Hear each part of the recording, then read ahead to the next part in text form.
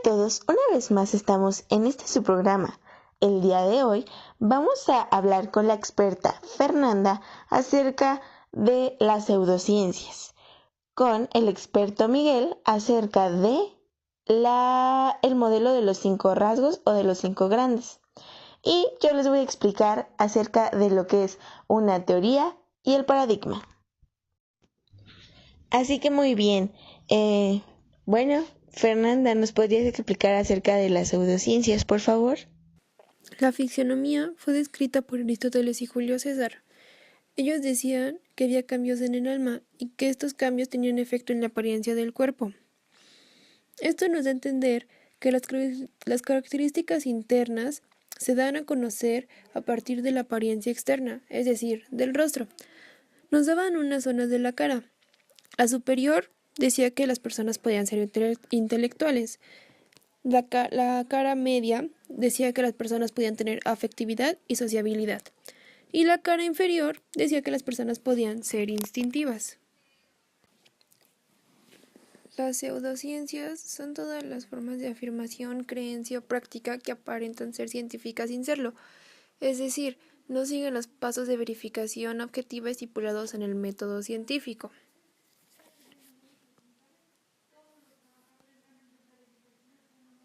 Mencionaba también una descripción de la personalidad. Había dos enfoques, un enfoque tipo y un enfoque de rasgo.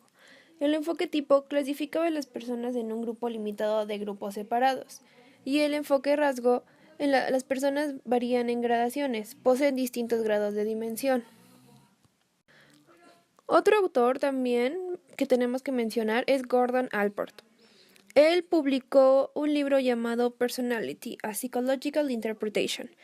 Fue publicado en 1937 y decía que la personalidad dependía de lo psicológico y lo biológico, que había una organización dinámica interna de sistemas psicofísicos que determinaban su ajuste a la situación.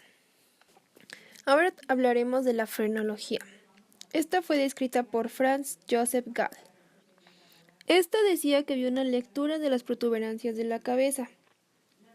Demostraba la anatomía y la fisiología del sistema nervioso en general y del cerebro en particular.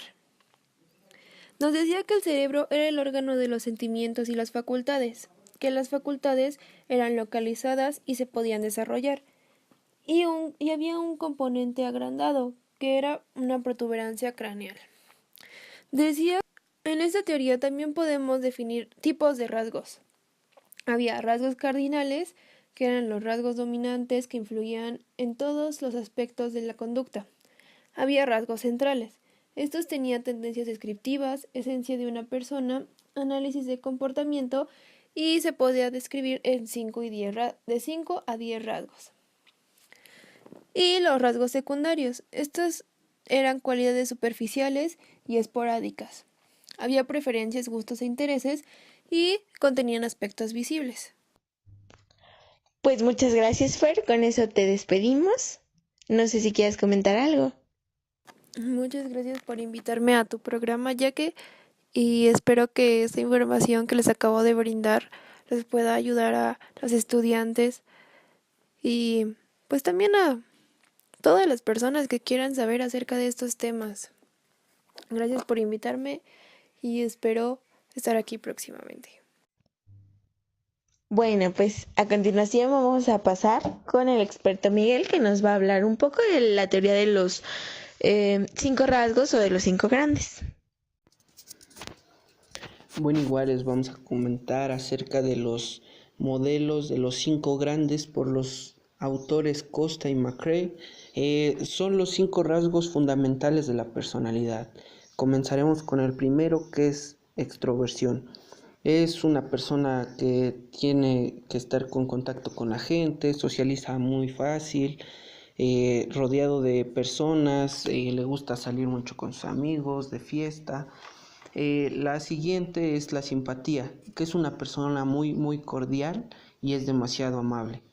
La que sigue pues es esmero, que son unas personas muy escrupulosas, que son muy organizadas y tienen sus objetivos muy claros. El siguiente es una es neurotismo, que es una persona con inestabilidad emocional, que es muy ansioso y pues no tiene un equilibrio como tal en sus emociones. Y el siguiente y último es apertura a la experiencia. Les apasiona descubrir nuevas cosas, aprender, no tienen miedo a aprender algo nuevo, algún cambio, y son unas personas muy conservadoras. Pues estas son los cinco grandes, que es por el autor Costa y McCrae, que es extroversión, simpatía, esmero y neurotismo y apertura a la experiencia. Muchas gracias por la explicación, Miguel. Bueno, ahora vamos a pasar a explicarles lo que es una teoría. Bueno, en sí vamos a hablar muy brevemente de lo que es una teoría. Yo definiría una teoría como un conjunto de principios con que explicamos una clase particular de fenómenos. Existen dos tipos de teorías, que son las formales y las personales. Las formales en sí son globales, cuenta con apoyo de una gama amplia de datos, generaliza de manera más eficiente,